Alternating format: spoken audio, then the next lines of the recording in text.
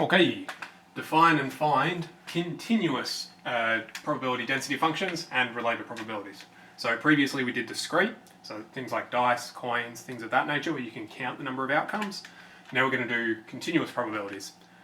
So the simplest one that we can probably think of, if you had a compass, right, and you just spun it around randomly, I want to know where the probability that the compass needle points in any particular direction. Now, we could say, alright, we could say it's north, east, south or west, in which case it's a 1 out of 4. But then that assumes that we can only land bang on. Well, that's not true. We could land slightly off. Alright, well, it could land anywhere in 360 degrees.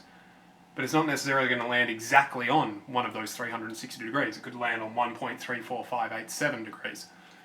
So we've got a little bit of a problem here because we have infinitely many options that this could turn out to be, assuming that we could measure it accurately enough. Well, by that logic, that means that the probability of landing on any one particular outcome is 1 over infinity, which, is that 0? That's a really weird thing to think about. But then if every probability is 1 over infinity, well, then I've got, if each of those is 0, I have an infinity times 0, is that now 0, or what's going on? So this starts to go a little bit weird. So what we're going to do is start with some basic rules. So, for any continuous probability density function, f of x, which is the function that's going to describe our probability of things happening, is going to have to be greater than 0. So in other words, we can't have any negative probabilities, because as soon as we have a negative probability, nothing makes sense anymore. So that's got to go. The other thing is, all of our probabilities should add up to 1. And if, in other words, the area under the curve should add up to 1. So what does that look like for this guy? Alright, well, we have to end at, assuming this is in degrees, not radians or anything, so we're going to end at 360. Okay, because if I go to anything beyond 360, I've actually just come back here, because I've just wrapped around. Okay, fine. Well, if we think about this for a couple of seconds, we might go, well, every probability is equally, every outcome is equally likely, assuming we get a fair spin. So it should be all equally likely. That's up to 360. Right. Well, the probability has to be 1. So all of this area has to equal 1. Well, this is a nice rectangle, so that means that this thing must be 1 on 360, so that that area equals 1. Fine. So this thing's probability density function is nice and easy. It just equals 1 on 360.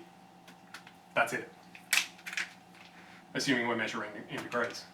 So that's a nice, basic, easy probability density function. But it leads to some weird little conclusions, such as, okay, I want these things to be true as well. Oh, sorry, these things also happen to be true, I should say. So the integral from a to b represents the probability of landing between outcomes a and b. So in other words, if we were to say 90 and 180, or if we want, this could be north, east, south, 270 will be west, and then we're back to north again. So what's the probability I land between east and south? Well, that's a quarter of the way around. Put this in purple. So this area should be a quarter. Well, that makes a fair bit of sense. If I take the integral from 90 to 180 of this function, okay, I get x over 360 between 90 and 180. Okay, hopefully you're happy that that's going to equal a quarter with a little bit of substitution. Well, that makes sense because it should be a quarter, so we're pretty happy about this. That's great. That leads to a little weird situation though, because if I now say, what's the probability of landing exactly on, say, 90? I get 90 for this. Well, that's the same as x on 360 from 90 to 90, but that's something minus itself, so that would be 0. So the probability of landing exactly on 90 is 0. But again, if we added them all up, we should still get 1 somehow. So we've got to be a little bit careful here because we're playing with infinities, and as soon as you play with infinities, weird things can happen if you're not careful. So I'm going to suggest to you, don't look too hard into it because you're probably going to confuse yourself more than help yourself. But it's up to you, we can talk about it if you want. So other things that also happen to be true because of this weird relationship, the probability of being less than or equal to some outcome, the probability of x being greater than or equal to some outcome is the same as being just greater than that outcome, because the probability of actually landing on it is 0, so these are the same statement, and by symmetry, that's the same as well. So we have to be a little bit careful. Saying one option out of infinitely many options has a probability of 0, but that doesn't mean that if you were to add up all the probabilities you have 0. You just have to be a little bit careful. Okay, here's a given probability density function. We're going to have negative x when we're between negative a and 0, and positive x when we're between 0 and a. Great. I want to find out what a is, because otherwise I don't really have a well-defined function. Best thing you can do for this, draw a picture. So, we draw a picture. Since we're centered on 0, I'll say that's a, we'll say that's negative a. Great. We're going negative x, that's just a nice straight line, and nice straight line. Cool. Alright, well, what do we know? We know that, that's supposed to be straight down. We know that this area and this area, together, that's everything, so they should have to add up to 1. Or in other words, one of these is worth half. Or actually, I'll write it on this one. We're going to need that space in a second. Cool, well that's a half. Therefore, the integral between, or either way, it doesn't matter, so I'll do 0 to a. For this function, well, between 0 and a, there's only one function. So x dx has to equal a half.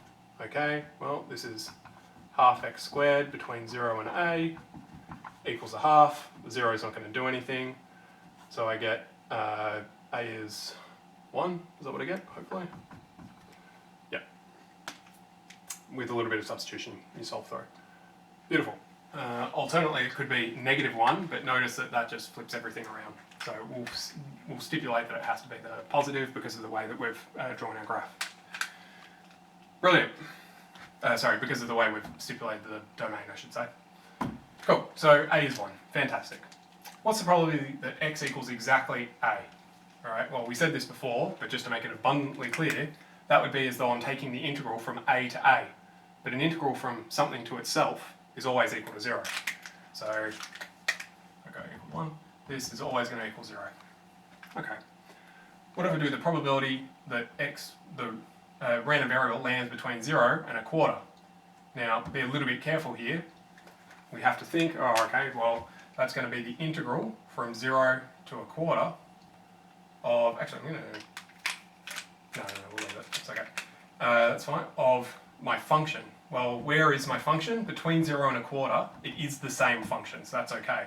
Sometimes this might cross multiple sections, so you're going to have to do, well, for example, if this was negative a quarter, you might have to go negative a quarter to 0 of negative x plus 0 to a quarter of positive x.